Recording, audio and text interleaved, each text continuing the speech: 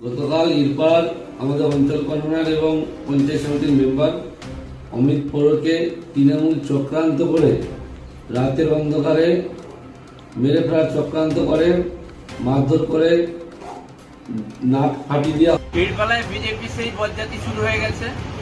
Government নামে রাজনীতি, গাজনের অনুষ্ঠান চলছে, সেখানে অমিত বাবু গিয়ে মাতলামি করে তাদের বলছে জয় শ্রীরামের গান চালাতে হবে। এই একাধিক তৃণমূল নেতা এর সঙ্গে থেকে মারধর করেছে ওনাকে এবং ওনার স্ত্রীর উপর আক্রমণ করেছে। যে জয় শ্রীরামের ধ্বনি চালাতেই হবে, এই নিয়ে ঠেলাঠেলি মারপিটের সঙ্গে আমাদের তৃণমূল কংগ্রেসের কোনো লেনাদেনা নেই।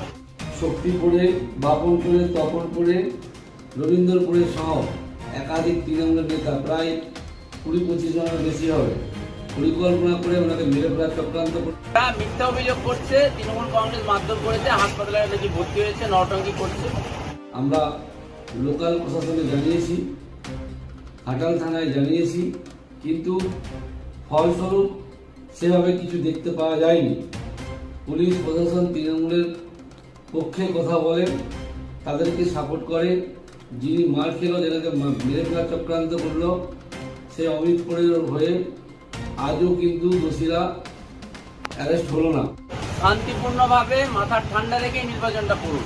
বিজেপি এই ধরনের অনেক ইনস্টিগেট করবে, সেই প্ররোচনার একবারে পা দেওয়া চলবে। রাত্রি 3:30টার সময় হসপিটালে ভর্তি করতে আসা হয়। এখানে থানার এই হসপিটালের কিছু ডাক্তার এবং নার্স ভর্তি নেওয়ার সময় অসুবিধা করেন এবং সরাসরি বলেন যে ভর্তি আমরা নিতে পারি, কিন্তু ইনজুরি রিপোর্ট দেব না।